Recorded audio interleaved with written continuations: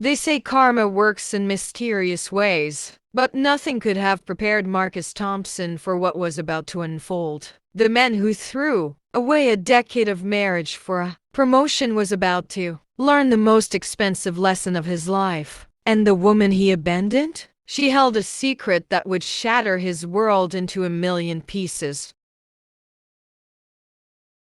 Sarah Thompson sat at the kitchen table, her hands trembling as she stared at the divorce papers in front of her. 10 years. 10 years of supporting Marcus through night school, working double shifts as a nurse while he climbed the corporate ladder. 10 years of believing in their dreams, in their future, in their love. Just sign the papers, Sarah.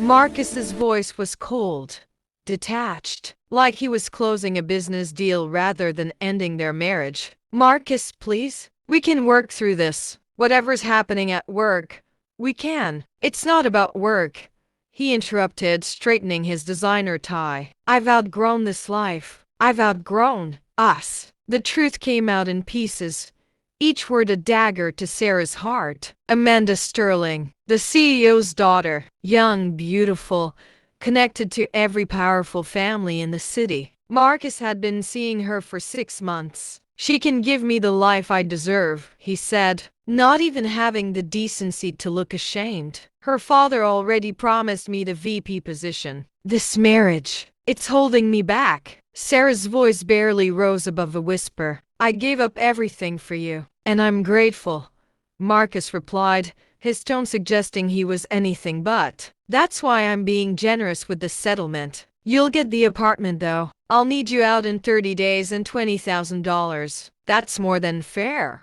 As Marcus walked out of their apartment for the last time, Sarah finally allowed herself to cry. But somewhere beneath the grief, something else stirred. Not anger, not revenge, but a quiet knowing. Marcus had made his choice, and choices have consequences. 6 months later, Marcus stood at the altar of the most prestigious venue in the city. Everything was perfect. His tailored tuxedo, the 5-tier cake, the guest list that read like a Fortune 500 directory. Amanda looked stunning in her designer gown, and her father, Richard Sterling, CEO of Sterling Industries, beamed with approval. This was it. Everything Marcus had worked for. Everything he deserved. The promotion had come through immediately after his divorce was finalized. Vice President of Operations, corner office, 7-figure salary. He'd made the right choice, he told himself. Sarah was his past. This was his future. If anyone objects to this union, speak now or forever hold your peace, the officiant declared. Silence.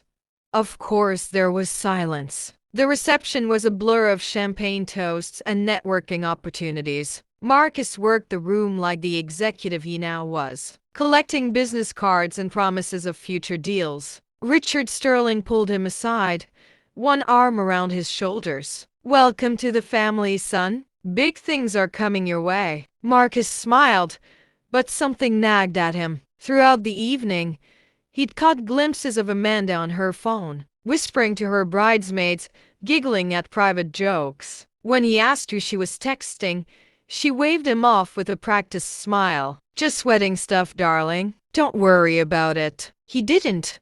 Why would he? He'd won. The cracks began to show on their honeymoon in the Maldives. Marcus woke up one morning to find Amanda video calling someone, quickly ending the conversation when she noticed he was awake. Who was that? He asked. Just my father. Business stuff. But it wasn't her father. Marcus had seen enough of Richard Sterling to know his silhouette. The person on that call had been younger, broader shoulders, male. Back home, things deteriorated rapidly. The VP position Marcus thought was his turned out to be more title than power. Every decision went through Richard, and increasingly, Marcus found himself shut out of important meetings. Amanda spent more time at her yoga classes than at their penthouse. Then came the morning that changed everything. Marcus arrived at the office to find his keycard deactivated. Security escorted him to Richard Sterling's office, where the CEO sat with the company's legal team. Marcus, Sit down. We need to talk about some irregularities we've found in your expense reports. Irregularities? What are you talking about? Richard slid a folder across the desk. Inside were credit card statements, hotel receipts, restaurant bills, all from before Marcus and Amanda were married.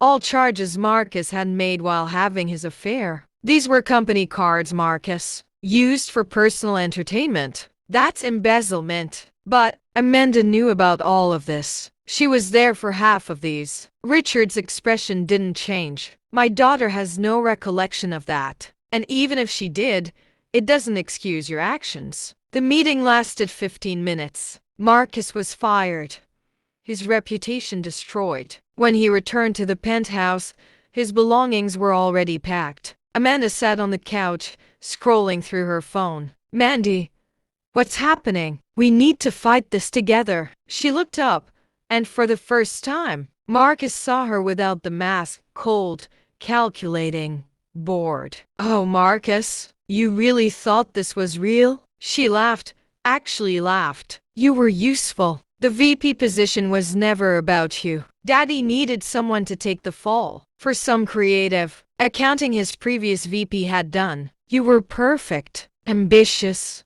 desperate, willing to throw away your marriage for a chance at the top.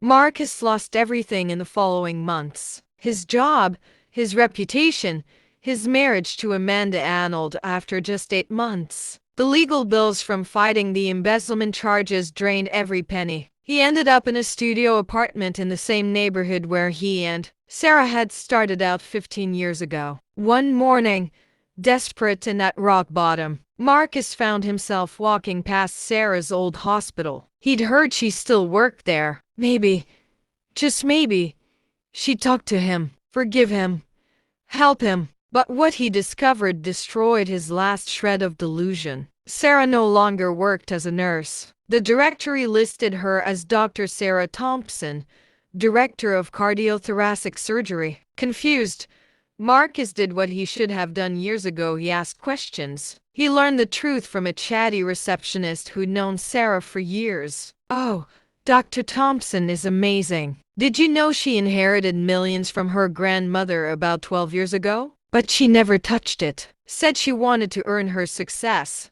not inherit it. She put herself through medical school while working full-time. Incredible woman. Millions. Sarah had been wealthy the entire time they were married and never said a word. The receptionist continued. She only started using the inheritance. Recently funds a scholarship program for nurses going to medical school. She says she understands what it's like to struggle. Marcus stumbled out of the hospital, his mind reeling. The woman he'd left because she couldn't give him the life he deserved had been a secret millionaire. She could have told him, could have used that money to make their lives easier. But she'd loved him for who he was, not what he could give her, and he'd thrown it all away.